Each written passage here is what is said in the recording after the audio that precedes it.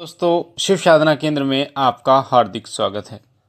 जो लोग हनुमान जी की सेवा करते हैं वो हनुमान जी को प्रसन्न करने के लिए हनुमान जी पर सिंदूर और चमेली के तेल का चोला अर्पण करते हैं। और कहा यह जाता है कि जो भी सेवक हनुमान जी पर सिंदूर का चोला चढ़ाता है उस पर हनुमान जी की विशेष कृपा होती है और साथ ही भगवान श्री राम की भी असीम कृपा उन्हें प्राप्त होती है।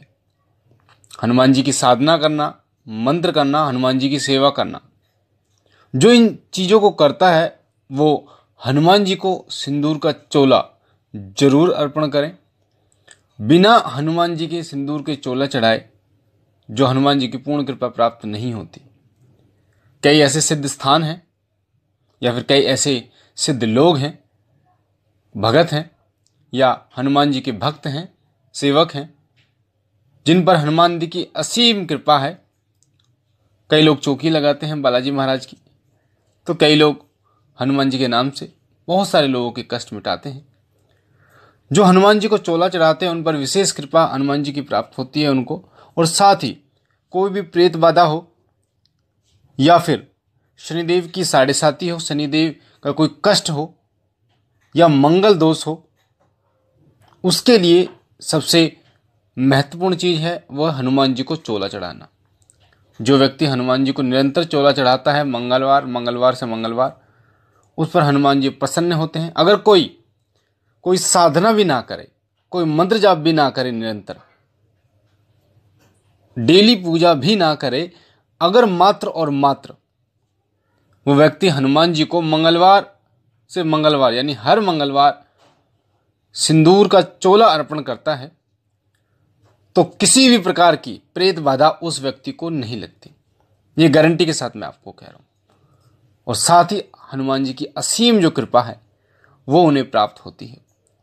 हनुमान जी को जब चोला चढ़ाते हैं आप, तो चोला जो व्यक्ति चढ़ा रहा है, चाहे वो किसने कभी भी हनुमान जी की सेवा ना की हो,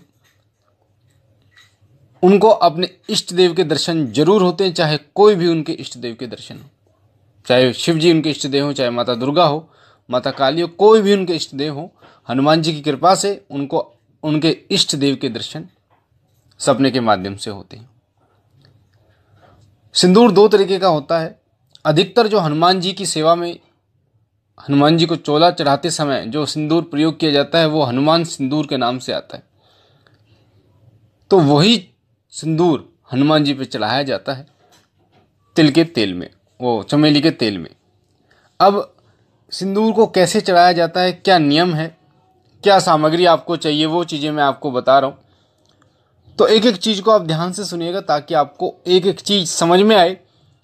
वैसे तो जो चोला है वो प्रेतराज सरकार पे भी चढ़ाया जाता है, साथ ही भैरव बाबा पे भी चढ़ाया जाता है।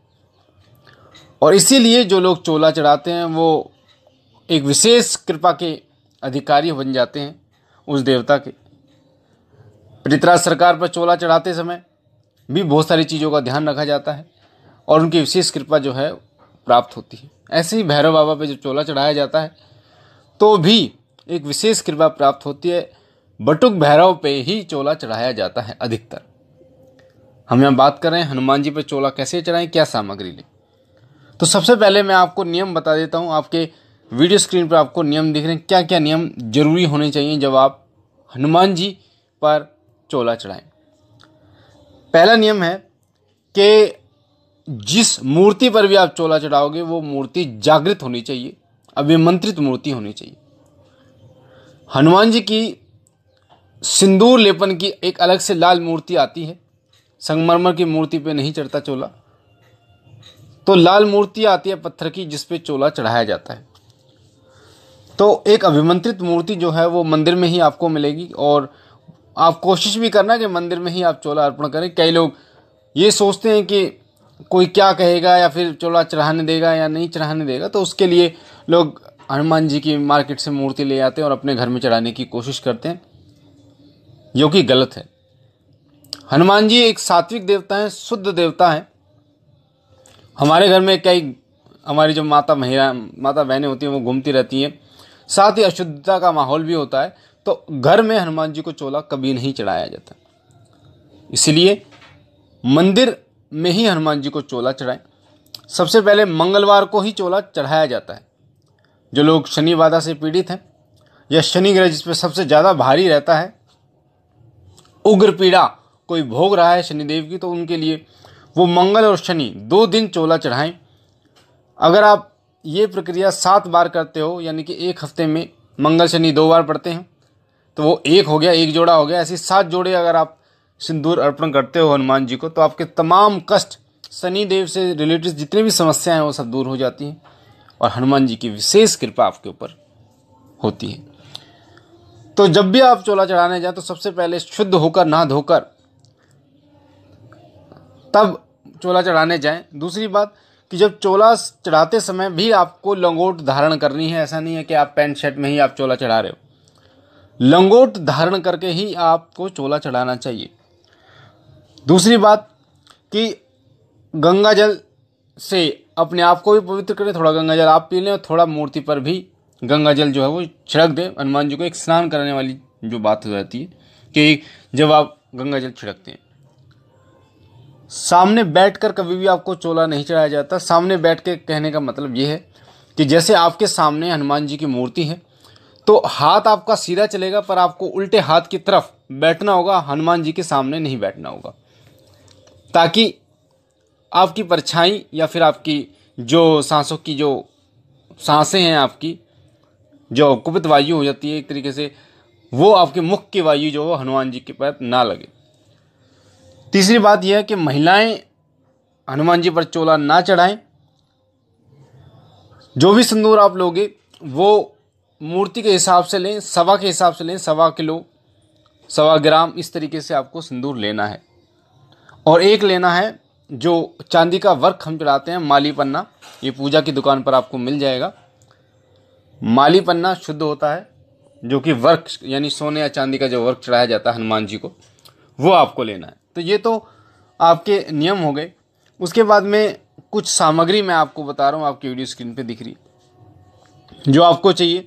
मूर्ति के हिसाब से आपको सिंदूर का चयन करना है कि आपको 1.25 ग्राम लेना है, 1.25 किलो लेना है। उसके बाद आपको चाहिए चमेली का तेल, आपको चाहिए अक्षत यानी चावल टूटे ना हो, एक जनेऊ चाहिए। जनेऊ जो है पूजा की दुकान पर आप जाओगे, उनसे बोलोगे कि मुझे एक जनेऊ चाहिए, तो आपको जनेऊ वो दे देंगे। कई लोग कलावे को जनेऊ समझ के चढ़ाने लगते हैं, तो ऐसा नहीं है। आपको चाहिए चमेली का तेल, धूप बत्ती चाहिए, गंगा जल चाहिए और एक फूल चाहिए आपको। अधिकतर गुलाबों के फूल की माला का प्रयोग किया जाता है या फिर गुलाब के फूल अर्पण किया जाता है हनुमान जी को। अब बात करते हैं कि चढ़ाना कैसे है, किस मंत्र से चढ़ाना है। हनुमान जी को जब आप चोला चलाते हैं तो निरंतर आपको मंत्र का जाप करते रहना चाहिए। सीधे हाथ से आपको चोला चढ़ाना है और जो भी चोला चढ़ाते हैं आप हनुमान जी को, वो ऊपर से यानी सिर से पैर तक आपको चढ़ाते हैं। ऐसा नहीं है कि पैर से आप सिर तक ले जाओगे, यानी पैरों की जो चीज़ है उसको ऊपर ले जाओगे। सिर से पहले आप सिर से ले जाओगे हनुमान जी को प्रणाम करके, और सिर से शुरू करोगे, पूरे शरीर पर हनुमान जी के चोला आप चढ़ाओगे अच्छी तरीके से। जो मंत्र है वो मैं आपको मंत्र बता रहा हूँ, उसका निरंतर आपको जाप करते रहना है। मंत्र है ओम हन हनुमते नमः, ओम हन हनुमते नमः, ओम हन हनुमते नमः, ओम हन हनुमते नमः। इस मंत्र का निरंतर उच्चारण करते हुए आपको चोला चढ़ाना है हनुमान जी को। एक चीज़ ध्यान रखिएगा कि खाली पेट आपको चोला चढ़ाया जाता है हनुमान जी को, यानी ऐसा ना हो कि आप खा पी कर उसके बाद गए हैं चोला चढ़ाने के लिए। तो एक व्रत की तरीके से व्रत आपने रखा हुआ है सुबह का, तब आपको चोला चढ़ाना है। दूसरी बात, उस दिन आपको, वैसे तो हनुमान जी का जो सेवक होता है, हनुमान जी को जो चोला अर्पण करता है, वो किसी भी तामसिक वस्तुओं का सेवन नहीं करता, ना कि मीट, अंडा, शराब, गलत संगति में होता है।